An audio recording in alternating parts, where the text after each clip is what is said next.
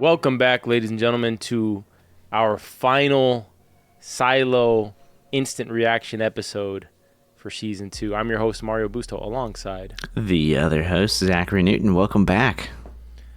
Time is here. We've been down this road one time before, Zach. Silo leaving us with more questions than answers to end the season. The cliffhanger of all cliffhangers to end. Is Juliet alive? Is she dead? Is Bernard alive? Is he dead? How many more buffoons will follow Patrick Kennedy to their certain deaths? So many questions, Zach. How many more seasons will end with the question of is Juliet alive or not? Good point. We ended last season with this too, right? Yeah, last season she leaves and everybody's like freaking out. Is she dead or alive? And then this season she comes back and everyone's freaking out. We're freaking out. Is she dead or alive? Yeah. It's Friday, man, so it's a drinking pod. What are you drinking tonight? Si, senor. I'm just drinking some Jack Daniels, actually. Okay. I've been sipping on some early times. Okay. Yesterday, solid drink, but today I've gone to my old friend Jack. Okay. I got some we got some bourbon over here. Gift from my cousin. It's a bottle of Walcott Kentucky bourbon. Nice. Kentucky straight bourbon. It's really I haven't sweet, had it. actually. It's really, really smooth, really sweet. I'm enjoying it. I don't think I've had it straight. I've had it in old fashions. I've been making those, but not straight. Anyways, back to the pod. It should get a little Loose. messy, a little loose as we get further along in this thing. But thank you all for joining us. I'm sure you're kind of eager to hear what our thoughts are, and I'm sure you have tons of thoughts on them. So make sure to comment on YouTube, wherever the heck you're listening to the pod. And also, you might notice a new little button on our channel that says join. That's because we just qualified as YouTube partners, and now we have a $2.99 tier where you can support us monthly for the work that we're producing in terms of our show coverages and whatnot. So yeah, feel no pressure, but if you want to support the channel, you can do it. I actually set it up with my business today just to test it out. So you're supporting us. That's awesome. That's kind of like Inception or something here. You know what they say, if you bet on yourself and double down type of thing. So maybe it was your severed mind. It was your innie that was betting on your Audi. Yeah, or my Audi betting on my innie. Because we are covering Severance as well, which we just dropped our first instant reaction, and we're going to drop our deep dive shortly tonight. So that was a hell of a premiere there too for season 2. But yeah, you also get this neat little badge next to your thing. So like the longer you hold the subscription, like you get this like really like the color changes. You're more epic if you hold the subscription for longer months. So that's pretty cool. So nice. Anyways, thank you all for this journey. Let's get into this thing, shall we? Yeah. There's a lot that occurs in this episode. We get a lot of payoffs, but at the same time, we leave with that just epic cliffhanger. Not to mention, not just a cliffhanger, but anybody else get tripped out by the whole flashback? I couldn't tell if it was modern day or whether we were seeing this at the time the silos existed or beforehand. And then I got tripped up because I saw a poster of Nixon on the wall. So I was like, that tripped me up the most, honestly. But then I realized, wait a minute, they scanned his phone out, like they scanned him for like radiation outside. So they did. That's a little bit too complex for that time. She did say, "Did you Google me?" So, yes, did you? So that was the final confirmation for me that this is in either the present day where we exist or the future. And as weird as the timing is, right now we're dealing with a situation where whether they're trying to spur up another war or not, we don't know because politicians and countries and whatnot. But they are saying that Iran is near getting a nuclear weapon, like 45 days from getting a nuclear weapon or something like that. So the fact that they even mentioned that they dropped a dirty bomb in New Orleans, but then the reporter's there and saying she's questioning whether Iran even did it or whether it was self-imposed. Yeah. All of these questions are just floating out there. And then we get that another cliffhanger, the double cliffhanger, that she has the Duck Pez dispenser. So she's almost certainly related, and he's certainly related to somebody in the silo. He's from Georgia. So you can already book it that Blue Ridge Parkway travel guide or something belonged to him.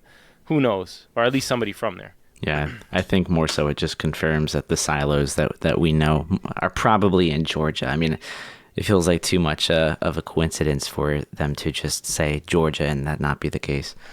Yeah, and then it's pretty. I mean, it feels like almost certain that season 3 is going to have a sort of back and forth between what's going on in the silo and what happened in the past. Or do you think that's going to be like a 1 or 2 episode thing?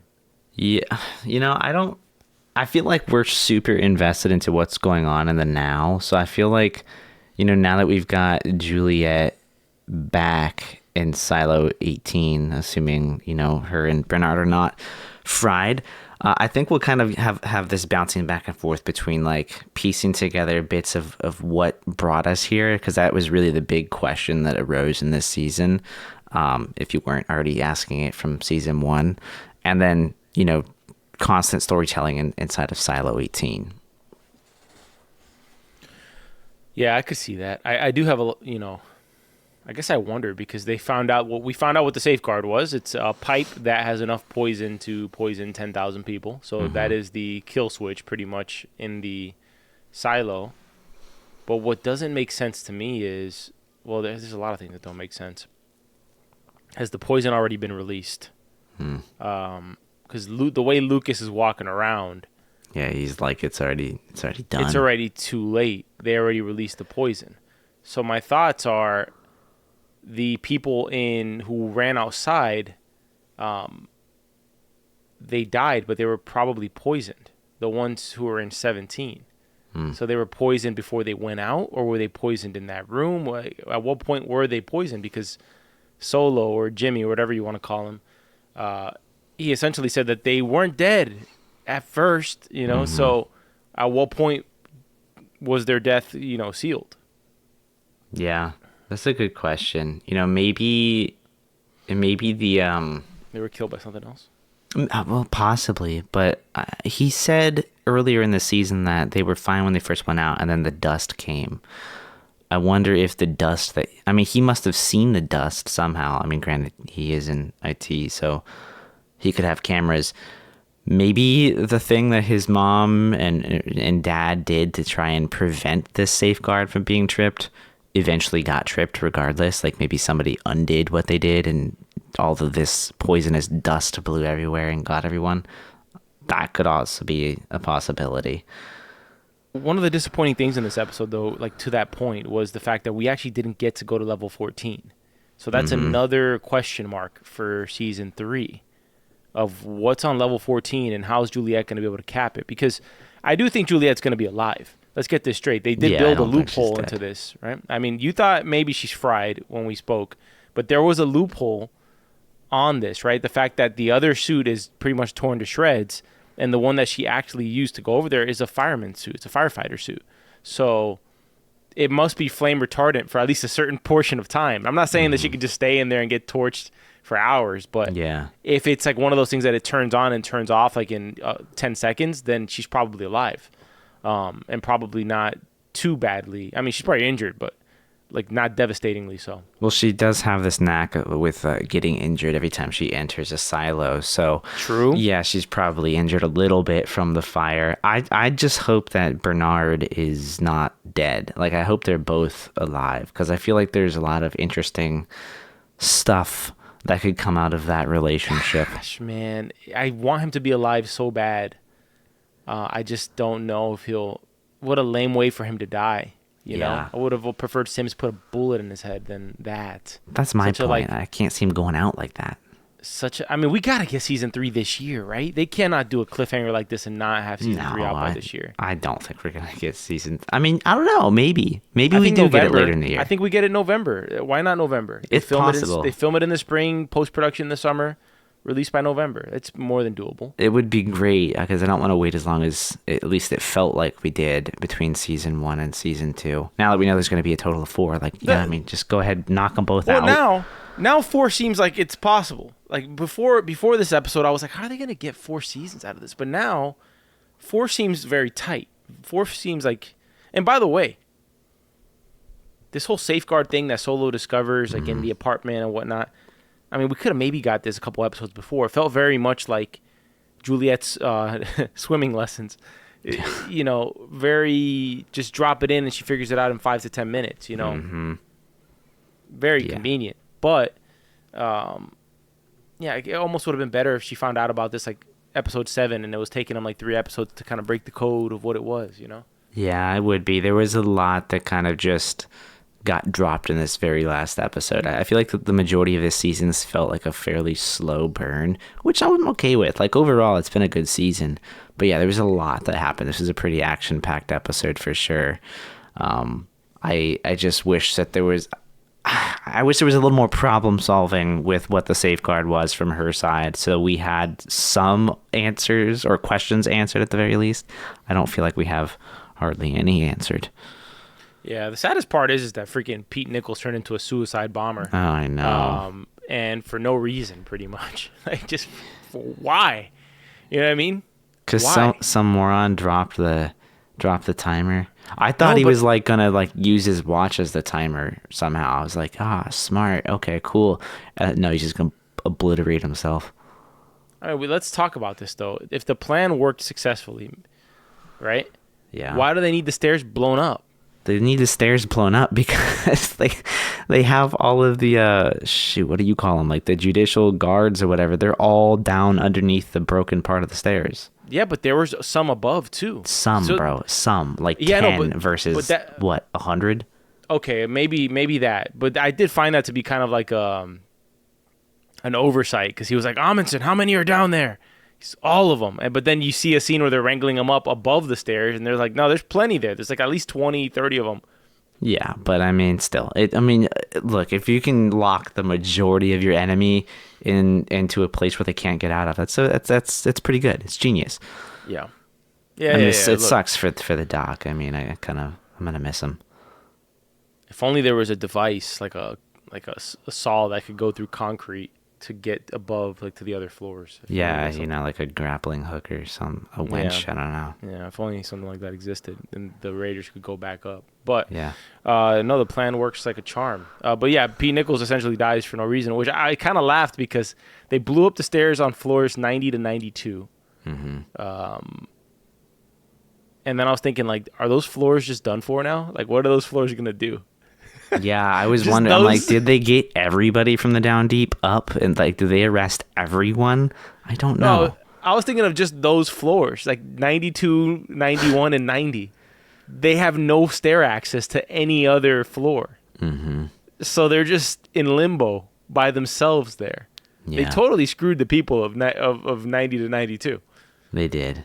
Though I do feel like I feel like there's ways to get down. I mean, you could make like a makeshift rope from sheets and throw it over the railing and just swing, almost like what Juliet tried to do in Silo 17. Highly 100% it's inconvenient. I would hate to be in that situation myself, but very very long fall too. Yeah. Okay, let's talk about the fake plan. I mean, Walker gets her redemption. Apparently, they developed a one-handed sign language down deep, which I found. Look, I'm not gonna lie. I found the scene with her and Bernard where she's corny, right? It was corny. So corny. You know, the thing is, Bernard, is that the thing about the generator is it's really loud, and when it's loud, we had to develop a language and. You could communicate. I was like, oh gosh. And the way they played it back too. The way they played it back was so lame. I will say though that whole countdown scene with her and Bernard was probably one of my favorite parts of the episode. It was more just purely Bernard's reaction. Bernard's reaction was what made it. He's like, oh my god, all the drama. What was that? 5, 4, 3, 2, 1. What was that about? Huh? Yeah. What was supposed to happen? What was supposed to happen? Yeah. Huh? That's great. I can't believe that. That explosion was felt all the way over in Silo 17. Makes me wonder what everybody in the other silos around were thinking when this big boom just happened. Crazy. Dude, I was cursing McLean under my breath when she said, I hope they send you out to clean. I was like, B, shut the do you know what she just did for you? And by the way, I'm not like a big fan of Walk right now, but do you know what she just did for you? I was cursing that woman under my breath, like ungrateful ass wench. Anyways, but then they redeemed her, and then they had the secret sign language, and that was okay with me at the end of there. Man, they had me for a moment in this episode where I was like, bro, don't tell me they made it look so much like Knox knew who the snitch was, and then he actually didn't. I'm like, don't tell me that. It got me for a minute in this 100% episode. When he was like, Walk? You? I was like, no way, this guy didn't know. I know. Freaking Teddy's mom. He played dumb so well. It was great. Oh, Yeah, that was good. Billings too. Billings played dumb really Yeah, well. Billings was solid. I was very impressed by Billings keeping it together, especially with his wife and kid there. Speaking of wife and kids, algorithm trying to get it on with Camille. Why send Sims and Alex out? Why leave Camille in there? What's up with that? I mean, maybe maybe the bot thing just thinks she'll be a better leader. I mean, we've been saying she's the one that seems to wear the pants and is kind of in charge. I mean, I'm sure this robot clearly knows all, hears all, sees all. I mean, Lucas couldn't even technically, I guess, tell Bernard the thing, unless he did tell Bernard the thing, in which case everybody should be dying right now. I don't know. Sims had a borderline penguin type moment. He was expecting like this big showdown with Bernard, and then just Bernard's like, "Here's the key." Yeah, you still want to be my shadow? Yeah, You're my shadow. You were loyal, and you were loyal until you weren't. Yeah, good line. Yeah, that was a great line. Oh man, yeah, great episode. Yeah, great ending. But I think we'll leave it there for the instant reaction. I think we're gonna have to. Yeah, I gotta leave all my juicy takes for the deep dive, and if you want to listen to that, you're gonna have to tune in on Sunday for the deep dive. And if you haven't subscribed yet, please do so. Help us on our road to 1,000, please, or we'll send you out to clean. Hey, by the way, I was spot on about my Juliet prediction from last episode. I said there's gonna be a ruckus in the cafeteria. And I haven't read the book, guys. I'm not full of crap. I didn't read the comments. None of that crap. Okay? And then they're just in the cafeteria and someone goes, "Wait! Look!" She's coming over the hill. Which, by the way she came over the hill was like the least cool walk ever. But, I know. It was just like a little rabbit running. She was just wait, what was that? Yeah. It was like Frodo running from the... Everybody nods. Or Knox is like, "Yeah, that's her." She runs like an idiot. Yeah. All right, so let's wrap up the instant reaction, and we'll see you on the deep dive. All right, let's do it. Well, thank you for listening to this episode of Silo by Story Archives. You can find this anywhere you find podcasts, Apple and Spotify podcasts primarily. You can visit us on YouTube at Soapbox Podcast Network. Visit our website at soapbox.house. Email us at contact@soapbox.house. And if you want to stay up to date with this show and, catch some of the micro content and fun little clips, you can find links to our social profiles on our website as well. See you Sunday. And actually, yeah, for you, any of y'all who don't turn into the deep dive, we'll see you in season 3 of Silo. Yeah, for real. All right. Peace.